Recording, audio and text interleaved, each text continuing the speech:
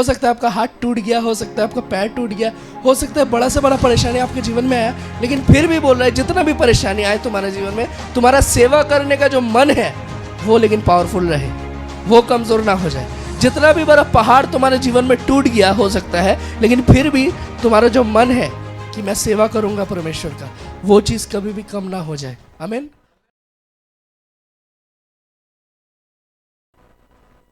John का 12:26 जल्दी से। यदि कोई मेरी सेवा करे तो मेरे पीछे हो ले, और जहाँ मैं हूँ वहाँ मेरा सेवक भी होगा।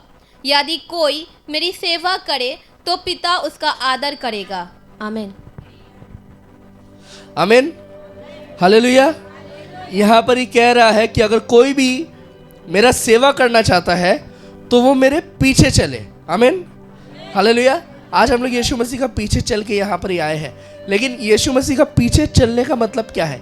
इसका क्या मतलब है कि हम लोग अगर उसका सेवा करना चाहते हैं, उसका पीछे हमें जाना है। अगर हम लोग प्रभु यीशु मसीह का सेवा करना चाहते हैं तो हम लोग कहीं भी जाके सेवा कर सकते हैं, हाँ या ना? हम लोग कहीं भी जाके सेवा कर सकते हैं परमेश्वर का। हम लोग बोल सकते हैं कि मैं जहाँ जाऊँगा वहाँ प्रभु का उपस्थिति आएगा, लेकिन यहाँ परमेश्वर बोल रहा है कि मेरा उपस्थिति जहाँ जा रहा है वहाँ तुमको जाना है। आमीन, हालेलुया। इसका मतलब हर एक जगह परमेश्वर का उपस्थिति नहीं जाता है, हर एक जगह परमेश्वर काम नहीं करता है, हर एक जगह सच्चा प्रचार नहीं होता है, लेकिन बोल रहा है कि जो जगह मैं जाता हूँ, यानी जो जगह मैं तुमको लेके जा रहा हूँ उस जगह में तुम चलो। आमीन, हालेलुया। यहाँ पर ही कह रहा है कि जो कोई भी मुझे फॉलो करना चाहता है, जो कोई भी मेरा सेवा करना चाहता है, वो पहले मुझे फॉलो करे। मैं क्या किया, मैं इस दुनिया के लिए क्या किया, उसको देखे। इसका मतलब ये है कि हो सकता है जब हम परमेश्वर का सेवा कर रहे हैं, सेवा करते करते हमारा बहुत सारी इच्छा जगेगा, ठीक है। कभी कभार हमारी इच्छा जग सकता है कि मुझे एक नया घर चाहिए या गाड़ी चाहिए या मेरे पास कुछ भी एक आ जाए, ठीक है, मेरा इच्छा हो सकता है। लेकिन परमेश्वर का सेवा जो कोई करना चाहता है कह रहा है मुझे फॉलो करो। प्रभु यीशु मसीह ने क्या किया था? प्रभु यीशु मसीह जब गेत्सेमनी का गार्डन में था, उस जगह में प्रभु यीशु मसीह का एक इच्छा था। वो कह रहा था कि ये दुख का कटोरा मेरे पास से हट जाए, ये प्रभु यीशु मसीह का इच्छा है। लेकिन पिता को बोल रहा है कि पिता मेरा इच्छा नहीं, तेरा इच्छा पूरा हो। आमीन, हालेलुया, हालेलुया। बाजू वाले को बोलिए परमेश्वर का इच्छा पूरा हो। तो यीशु मसीह कह रहा है कि मेरा इच्छा नहीं, तेरा इच्छा पूरा हो। इसका मतलब ये हो सकता है कि जब आप और मैं प्रभु यीशु मसीह में है और हम लोग परमेश्वर में चल रहे हैं, हमारा अलग अलग इच्छा हो सकता है हमारे जीवन में। हो सकता है मुझे इच्छा होगा कि मैं गाड़ी खरीदूंगा, लेकिन जब भी ऐसा होगा बोलेगा परमेश्वर मेरा नहीं, तेरा इच्छा पूरा हो। आमीन। कभी इच्छा होगा कि परमेश्वर मुझे एक नया घर दे, ये जो छोटा घर है ये बहुत छोटा हो जा रहा है, हम लोग 4 जन 5 जन नहीं रह पा रहे, मुझे एक बड़ा घर चाहिए, मुझे एक बंगलो चाहिए। लेकिन बोलने के बाद बोलिए परमेश्वर मेरा इच्छा नहीं, तेरा इच्छा पूरा हो। आमीन, हालेलुया। हो सकता है आपके घर में खाना नहीं है, हो सकता है आप सही से आपके घर में सही से राशन नहीं आ रहा है, फाइनेंशियल प्रॉब्लम है या कुछ भी परेशानी है। परमेश्वर को बोलिए परमेश्वर मेरा तो ये इच्छा है कि मेरा पास ये होता तो अच्छा होता, लेकिन मेरा इच्छा नहीं, तेरा इच्छा पूरा हो। आमीन, हालेलुया। और उसका इच्छा जैसे हम लोग गा रहे थे, हानि और नाश का नहीं है ना? उसका इच्छा जब हमारे जीवन में पूरा होना स्टार्ट हो जाता है, वो सिर्फ आपके लिए नहीं होगा, वो आपका पूरा परिवार के लिए होगा। आमीन, हालेलुया। आपको अपना पूरा परिवार को प्रभु यीशु मसीह का लहू से ढकना है, आपको अपना पूरा परिवार के लिए प्रार्थना करना है। कभी कभार हम लोग कहते हैं ना कि मेरा ये चीज़ हो जाए, मेरा ये चीज़ हो जाए तो भला है। आमीन। कभी कभार हम लोग इंसान सेल्फिश हो जाते हैं और हम लोग सिर्फ अपने लिए मांगते हैं, लेकिन हम लोग भूल जाते हैं कि हमें एक दूसरे के लिए मांगना चाहिए, एक दूसरे के लिए प्रार्थना करना चाहिए। हम लोग को आपस में, जब हम लोग विश्वासी हैं, हमें नहीं पता कौन हमारे लिए प्रार्थना कर रहा है, लेकिन आप लोग जहाँ कहीं भी है एक दूसरे के लिए प्रार्थना करिए। आमीन, हालेलुया। एक छोटा स्टोरी मैं आपको बोलना चाहता हूँ। एक स्टोरी ये है एक नम्रता का स्टोरी, क्योंकि मेरा टॉपिक है कि जब हम लोग परमेश्वर के लिए अपने आप को नम्र करते हैं, परमेश्वर हमें बहुत ऊंचा उठा देता है। आमीन, हालेलुया। आज से 5 साल पहले मैं सोच नहीं सका था कि मैं इस जगह पे रहूँगा जिस जगह में मैं अभी हूँ। आमीन, हालेलुया। एक औरत और उसका हस्बैंड बहुत टेंशन में था। उन लोगों का क्या टेंशन था कि उसका जो लड़का है उसका कुछ प्रॉब्लम हुआ है पेट के अंदर में, जिसका सर्जरी करना ज़रूरत है, उसको ऑपरेशन करना ज़रूरत है, उसको ऑपरेशन करना पड़ेगा। सो ऑपरेशन करने के लिए बहुत पैसा लगेगा। उसका बेटा का उम्र था लगभग 18 साल और उसका जो बेटी थी वो छोटा था, अराउंड उसका 9 साल, ऐसा 9-10 साल का कुछ था।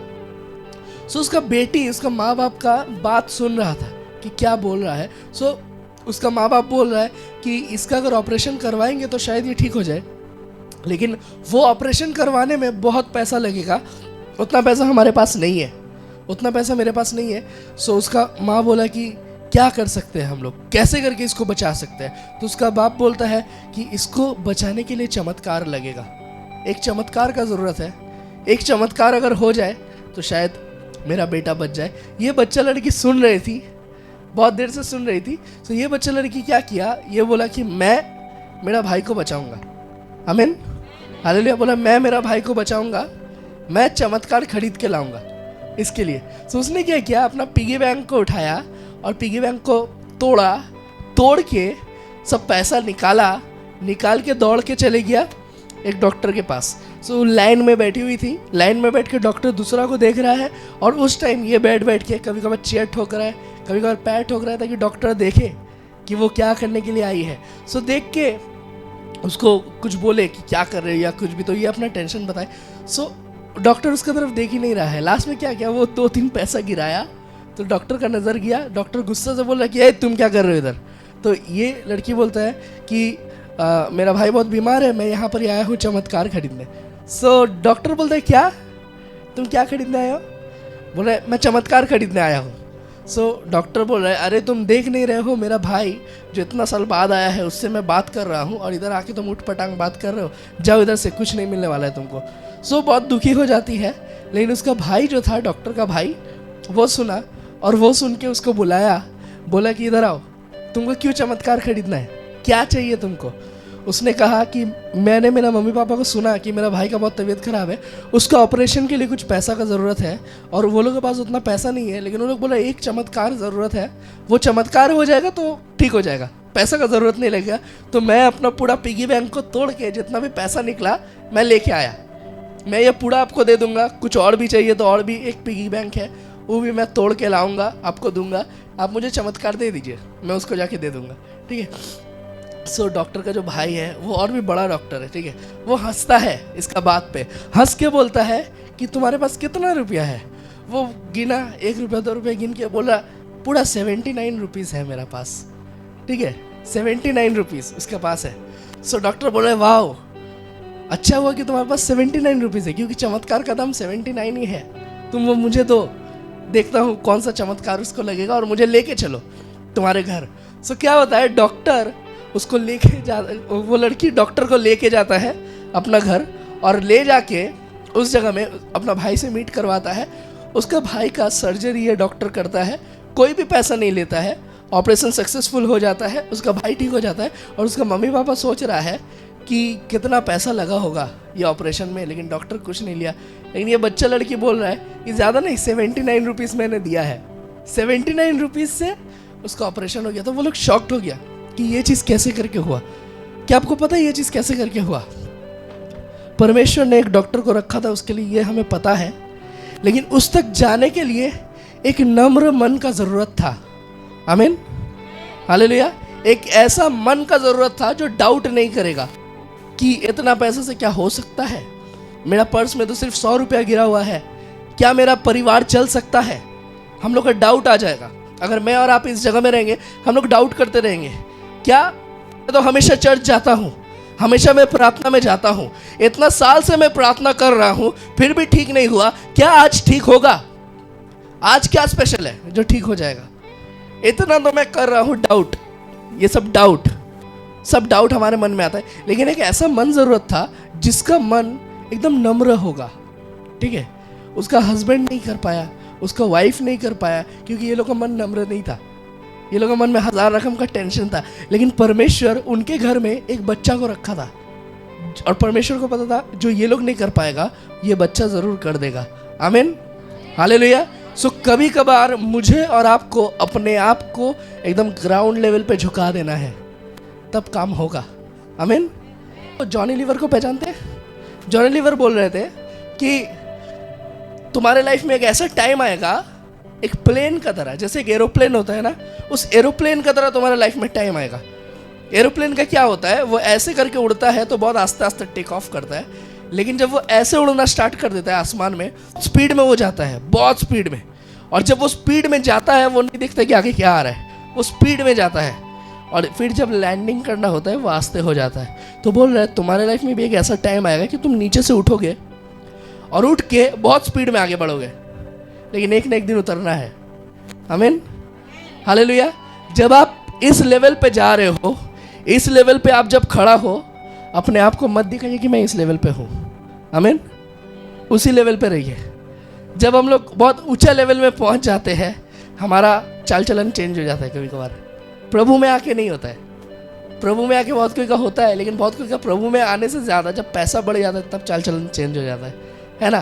कुछ बड़ा पोजीशन मिल जाता है जब चाल चलन चेंज हो जाता है। बहुत कोई को देखिएगा मिनिस्ट्री में 10 साल से पीछे बैठ के था, एकदम नम्र था, जिस दिन यहाँ पर आके खड़ा हो गया उसका रवैया चेंज पूरा बदल गया, उसके अंदर घमंड आ गया।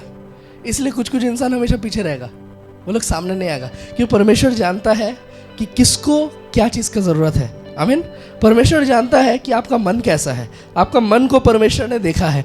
जिस दिन आपका मन एक बच्चा का तरह होगा, जिस दिन आपका मन में वो नम्रता आएगा, आप अपने आप को नम्र कर सकिएगा, ग्राउंड तक झुका सकिएगा, उस दिन परमेश्वर आपको उठाना स्टार्ट कर देगा। आमीन, हालेलुया। आप अपने आप को सर्विस के लिए रेडी रखिए। यहाँ पर लिखा हुआ है कि जो कोई मुझे फॉलो करना चाहता है, मेरे पीछे आना चाहता है, वो पहले, जो कोई मुझे सर्व करना चाहता है वो पहले मुझे फॉलो करे। मतलब पहले आप प्रभु यीशु मसीह को फॉलो करिए, उसके पीछे जाइए, उसका बाद बोल रहा है कि मुझे सर्व करो। सर्व मतलब पता है, सर्व मतलब उसका सेवा करो। सेवा, जब आप घर में बैठ के हो और आपका मम्मी खाना निकाल रहा है सबके लिए, वो क्या कर रहा है, सर्व कर रहा है सबको। कभी आप बोल सकते हो कि नहीं मैं निकाल देता हूँ, वो है सर्व करना। आप सर्व कर रहे हो। जब आप मिनिस्ट्री में आए हो, आप चेयर लगा दे रहे हो, आप थोड़ा ये सब पोंछ दे रहे हो, आप थोड़ा लाइट वाइट ठीक कर दे रहे हो, जिसको जो आता है, जिसके अंदर जो टैलेंट है, आप क्या कर रहे हो, आप सर्व कर रहे हो, आप परमेश्वर के लिए कर रहे हो कुछ। प्रभु यीशु मसीह कह रहा है कि मैं सेवा पाने के लिए नहीं आया था, मैं सेवा करने के लिए आया था। आमीन। आज बहुत कोई आता है सेवा पाने के लिए, मैं उस चर्च में जाऊंगा मुझे क्या मिलेगा। आमीन, हालेलुया। बहुत कोई ऐसा है कि मैं वहाँ जाऊँगा तो क्या मुझे सर्टिफिकेट मिलेगा, मैं वहाँ जाऊँगा तो क्या मेरा जीवन अच्छा होगा, मैं प्रभु यीशु मसीह के पास जाऊँगा तो क्या मेरा जीवन बदलेगा, ऐसा होगा वैसा होगा। अलग अलग चीज़ माइंड में है। क्यों? क्योंकि हम लोग सेवा करने नहीं जाते हैं, हम लोग सेवा पाने जाते हैं। ठीक है। बहुत कोई ऐसा है कि अगर हम उस जगह में प्रार्थना करने जाए तो मुझे कितना डोनेशन मिलेगा, अगर हम उस जगह में जाए तो मेरा पास कितना मेरा पॉकेट भरेगा। यही सब चीज़ चलता है इंसान का माइंड में बहुत बार। ठीक है। लेकिन प्रभु यीशु मसीह कह रहा है कि मैं सेवा पाने नहीं आया हूँ, मैं सेवा करने आया हूँ। सो आज अगर आप प्रभु यीशु मसीह की तरह होते हैं, सो आपको सेवा पाने का आशा में नहीं रहना है। आप किसी को हेल्प कर रहे हो, किसी का मदद कर रहे हो, इसका मतलब ये नहीं है कि आपको सोचते रहना कि वो कब मेरा मदद करेगा। शायद वो आपको कभी मदद नहीं करेगा। परमेश्वर आपको रखा था कि आप उसका मदद कर सको। आमीन, हालेलुया। एक वचन है 2 क्रॉनिकल 15:7, जहाँ पर ही कहता है कि तुम मजबूत रहो, स्ट्रांग रहो और अपना हाथ को कमज़ोर ना होने दो, क्योंकि तुम्हारा हाथ का काम को मैं आशीष कर दूंगा। आमीन, हालेलुया। बोल रहे मुझे और आपको बहुत मजबूत रहना है, बहुत स्ट्रांग रहना है, हमारा हाथ कमज़ोर ना हो जाए। हाथ कमज़ोर ना हो जाए मतलब क्या पता है? तुम्हारा हाथ ना कमज़ोर हो जाए। इसका मतलब आप कभी भी किसी को हेल्प करने में कमज़ोर मत हो जाइए। कभी भी अगर आपको हाथ बढ़ाना है कोई भी कामों में, सर्विस में, सेवा करने में, आप कमज़ोर मत हो जाइए। तुम्हारा हाथ कभी ना कमज़ोर हो जाए, मुझे सेवा करना है, इसको थोड़ा सा ऐसा करना है, कभी भी वो कमज़ोर ना हो जाए। हो सकता है आपका हाथ टूट गया, हो सकता है आपका पैर टूट गया, हो सकता है बड़ा से बड़ा परेशानी आपके जीवन में आया, लेकिन फिर भी बोल रहा है जितना भी परेशानी आए तुम्हारे जीवन में, तुम्हारा सेवा करने का जो मन है वो लेकिन पावरफुल रहे, वो कमज़ोर ना हो जाए। जितना भी बड़ा पहाड़ तुम्हारे जीवन में टूट गया हो सकता है, लेकिन फिर भी तुम्हारा जो मन है कि मैं सेवा करूंगा परमेश्वर का, वो चीज़ कभी भी कम ना हो जाए। आमीन, हालेलुया। हम लोग जो लोग यहाँ पर बैठ के हैं, हम लोग में से हर एक कोई को अलग अलग टैलेंट दिया गया है। है ना, अलग अलग टैलेंट है आपके अंदर में। आपको पता है कि आप अच्छा से, हो सकता है आप अच्छा से कपड़ा उपड़ा को गुछा सकते हो, ये भी एक टैलेंट है। आप अच्छा खाना बना सकते हो, आप अच्छा बजा सकते हो, आप नाच सकते हो, आप गा सकते हो। ये सब अलग अलग टैलेंट है, अलग अलग खूबी है आपके लिए। आपको एक ही चीज़ करना है, अगर आप चाहते हो कि आपका जीवन अच्छा तरीक़ा से चले, अगर आप चाहते हो कि आपका काम को आशीष किया जाए। यहाँ पर एक और वचन है जहाँ पर ये कह रहा है, दूसरा क्रॉनिकल 15:7, यहाँ पर ये कह रहा है कि तुम्हारा हाथ का काम, पढ़ो सिमरन, दूसरा क्रॉनिकल 15:7।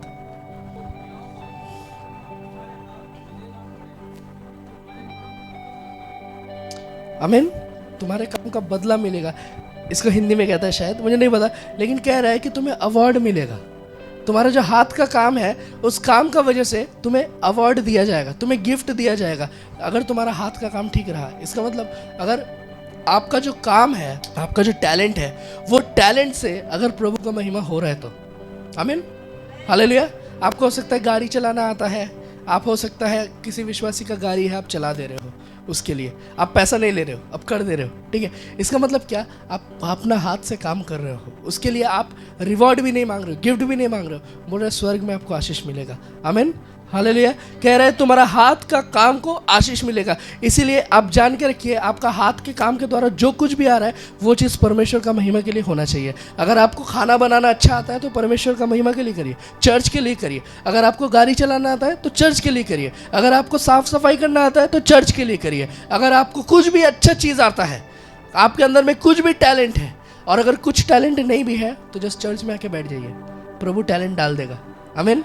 वो ऐसे ही इंसान को चुनता है जिसका पास कुछ नहीं है, और वो कुछ बना भी देता है। आमीन, हालेलुया। मेरे पास भी कुछ नहीं था, लेकिन परमेश्वर ने बहुत कुछ दिया है। आपके पास भी शायद कुछ नहीं था, परमेश्वर ने बहुत कुछ दिया है, लेकिन ये ख़त्म नहीं है। परमेश्वर कह रहा है टू बी कंटिन्यूड।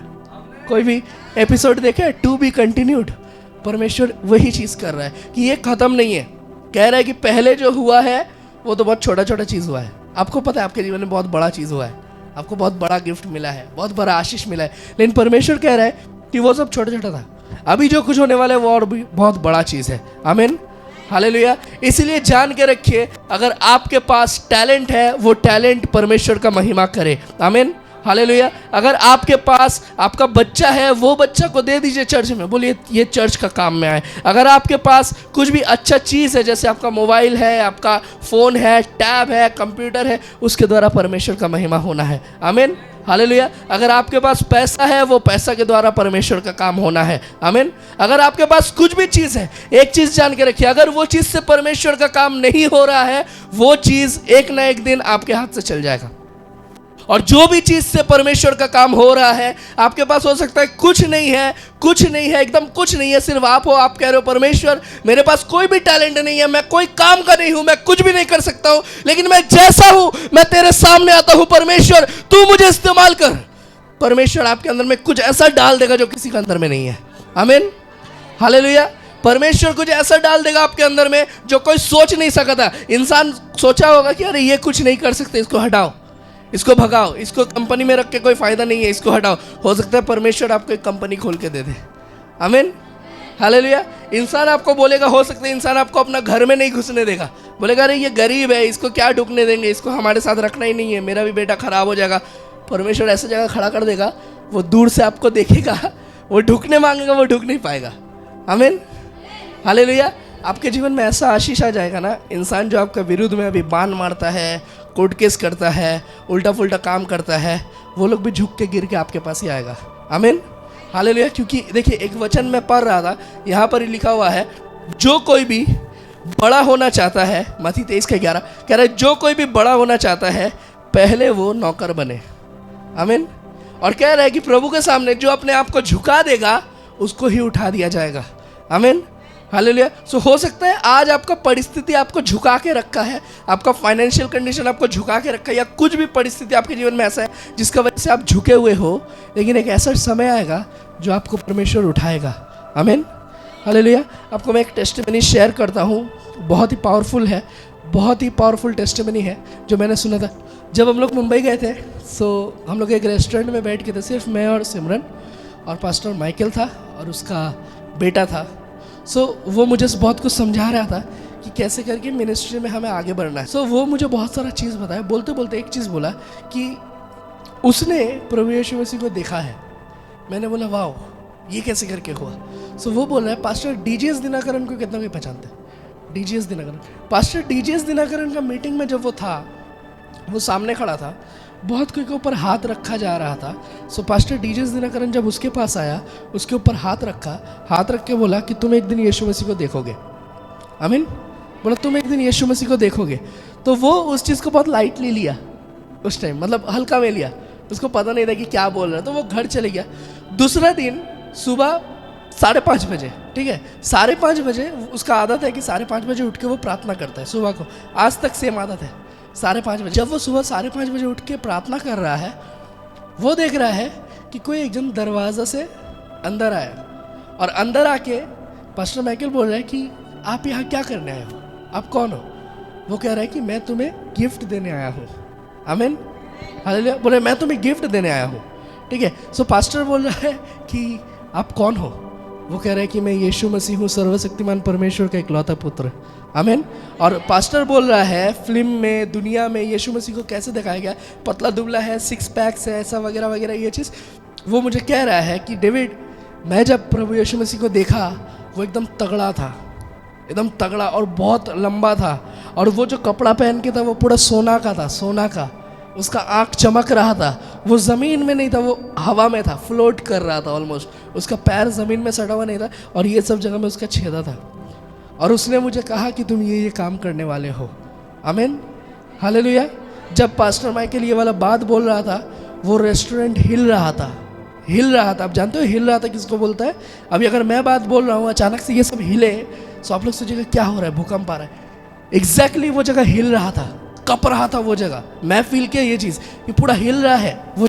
ये कैसे करके हो रहा है, मैं सोच रहा था। मैं समझ गया ये इंसान झूठ नहीं बोल रहा है, कुछ तो बात है। मेरा आँख में पूरा पानी आ गया उस जगह पे, मेरा आँख पूरा रोंगटा खड़ा हो गया। मैं समझ गया कि सच में इसने प्रभु यीशु मसीह को देखा। मैं सिमरन को बोला कि मैं उस इंसान को मिल के आया हूँ जो यीशु मसीह को मिला था। आमीन, हालेलुया। उस जगह में उसने यीशु मसीह को देखा, यीशु मसीह का पावर को उसने एक्सपीरियंस किया कि यीशु मसीह कितना सामर्थ्यशाली है। उसका बाद उसके जीवन से बड़ा बड़ा काम होना स्टार्ट हो गया। आमीन, हालेलुया। मुझे अभी भी याद है 2015 में मेरा साथ कुछ ऐसा हुआ कि मैंने भी देखा कि कोई एक जन खड़ा है। मैंने उस तरीके से नहीं देखा जिस तरीके से पास्टर माइकल ने देखा। मैंने जो देखा था वो एकदम ट्रांसपेरेंट था, मतलब आर पार मैं देख रहा हूँ, हल्का फुल्का कुछ है, उतना भी ज़्यादा लंबा चौड़ा वाला वैसा कुछ नहीं था, हल्का फुल्का था। लेकिन इस जगह में मैंने जो चीज़ सुना, ये बहुत ही पावरफुल था। आमीन, हालेलुया, बहुत ही पावरफुल था। और परमेश्वर सच में आया है ताकि मुझे और आपको आशीष दे सके। उस जगह जैसे परमेश्वर ने उनको बोला कि मैं आया हूँ तुमको गिफ्ट्स देने, मैं आया हूँ तुमको आशीष देने, परमेश्वर आपको भी कह रहा है कि मैं आया हूँ गिफ्ट देने, मैं आया हूँ आशीष देने। लेकिन आपको नम्रता के साथ चलना पड़ेगा, आपको नम्रता के साथ चलना पड़ेगा। मुझे और आपको एक दूसरे से सीखना होगा। मैंने पास्टर माइकल से बहुत कुछ सीखा है। आपको पता है यीशु मसीह जब चल रहा था, उसके पास करोड़ों इंसान आ रहा था, लाखों करोड़ों इंसान आ रहा था, लेकिन उसको एक चीज़ पता था कि मैं जो कुछ कर रहा हूँ ये लोग के लिए नहीं कर रहा हूँ, मैं जो कुछ कर रहा हूँ वो परमेश्वर के लिए कर रहा हूँ। आमीन, हालेलुया। आपको भी पता है जब आप ये मिनिस्ट्री में आ रहे हो, आप पास्टर डेविड के लिए नहीं आ रहे हो, आप सिमरन के लिए नहीं आ रहे हो, या प्रत्युष या किसी के लिए भी नहीं आ रहे हो, आप आ रहे हो परमेश्वर के लिए। परमेश्वर आपको ये घर दिया है, GTN मिनिस्ट्री। मेरा मामा मुझे बोल रहा था कि एक्चुअली मुझे सर्टिफिकेट मिला, जो चीज़ मैं वेट कर रहा था, पास्टर माइकल अपना हाथ से मुझे दिया वो वाला सर्टिफिकेट कि पास्टर डेविड जोन्स को अब हम लोग रेवरेंट कर रहे हैं, मतलब ऑर्डिन मिनिस्टर, शादी, बैप्टिज्म, मट्टी फट्टी सब चीज़ का अधिकार दे के ये चीज़, ठीक है। सो ये चीज़ के लिए मैं 1 साल तक रुका, क्योंकि लास्ट ईयर हमारा ऑर्डिनेशन हुआ था और पास्टर चाह रहा था कि वो खुद अपना हाथ से दे। 13 फरवरी 2022 को हुआ था ऑर्डिनेशन। सो यहाँ लिखा हुआ है पास्टर डेविड स्मिथ जोन्स को अभी हम लोग ceremonial minister and official for all rights, मतलब हर एक राइट, हर एक अधिकार परमेश्वर ने मुझे दिया कि अब मैं एक पास्टर को खड़ा कर सकता हूँ। आमीन, हालेलुया। सो परमेश्वर का महिमा हो इस चीज़ के लिए। हो सकता है आपके पास हज़ारों डिग्री है और बहुत कुछ है, लेकिन यीशु मसीह में आप एकदम बच्चा की तरह हो। बच्चा की तरह मतलब मन बच्चा नहीं, मन तो बहुत पका हुआ है, ठीक है, लेकिन प्रभु यीशु मसीह में आके पीछे बैठ के हैं हमेशा, प्रभु का काम नहीं कर रहे सही से, प्रभु में आगे नहीं बढ़ रहे हैं सही से, इसका मतलब आपके जीवन में कुछ काम हो नहीं सकता। अगर आप चाहते हो कि आपके जीवन में काम हो तो प्रभु के लिए काम करना शुरू कर दीजिए। आमीन। आज ये जगह इतना खाली क्यों है मुझे नहीं पता, हमेशा भर जाता है। अचानक से मैं देखा, मैं सिर्फ उनको बोला था आज क्यों खाली लग रहा है इतना, मुझे नहीं पता। शायद मैं मुंबई में उतना भीड़ देख के आया बोल के खाली लग रहा है कि क्या रीज़न है मुझे नहीं पता, लेकिन आज शायद बहुत कोई नहीं आया। आमीन। वो लोग को नहीं पता, वो लोग क्यों नहीं आया पता है, क्योंकि प्यास नहीं है प्रभु के लिए।